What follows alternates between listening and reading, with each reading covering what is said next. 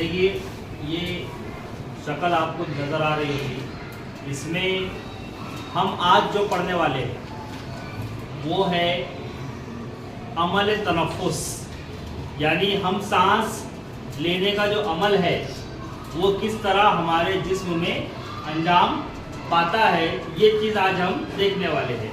तो आपको जो तस्वीर ये नज़र आ रही है ये ऊपर की, ठीक है, ये जो अमल है ये बैरूनी तनफ़ुस और ये जो अमल है ये अंदरूनी तनफ़ुस। तनफ़ुस की भी मतलब दो तरह का तनफ़ुस है, एक बैरूनी तौर पर होने वाला और एक अंदरूनी। तो बैरूनी तौर पर होने वाला जो तनफ़ुस है वो तो हमको ज़ाहिरी तौर पर समझ में आता है कि हम क्या करते हैं, नाक से सांस लेते हैं और सांस छोड़ते हैं, ऐसे ही करते हैं ना। अब जनरली हमको ये बताया जाता है कि हम जब सांस लेते हैं, जब हम सांस लेते हैं तो ऑक्सीजन जज्ब करते हैं, ऑक्सीजन जज्ब करते हैं या ऑक्सीजन को अंदर लेते हैं और कार्बन डाइऑक्साइड को बाहर खारिज करते हैं, ऐसे ही बताया जाता है।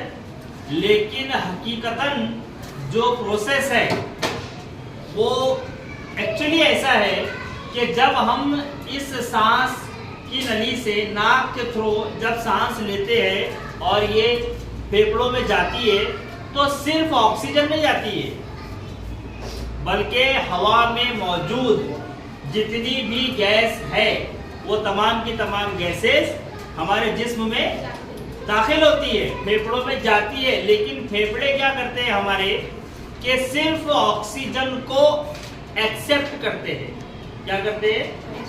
सिर्फ ऑक्सीजन को एक्सेप्ट करते हैं। अब देखिए जो नीचे आपको या हवा की थैलियां बनी हुई नजर आ रही है, इन थैलियों में क्या होता है कि ऑक्सीजन दाखिल होती है और इन थैलियों के जरिए से ये देखिए हवा की एक थैली की शक्ल आपको बनी है।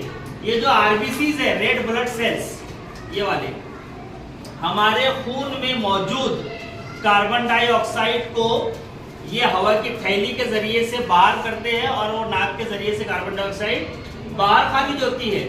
और यही हवा की थैली जब हम सांस लेते हैं तो ऑक्सीजन को खून के अंदर मिला देती है, यानी जो खून है वो ऑक्सीजन को क्या कर लेता है, जज्ब कर लेता है और कार्बन डाइऑक्साइड को बाहर खारिज कर देता है। फिर हम सांस ले पाते हैं और सांस छोड़ पाते हैं, है ना। ये एक पूरा प्रोसीजर होता है।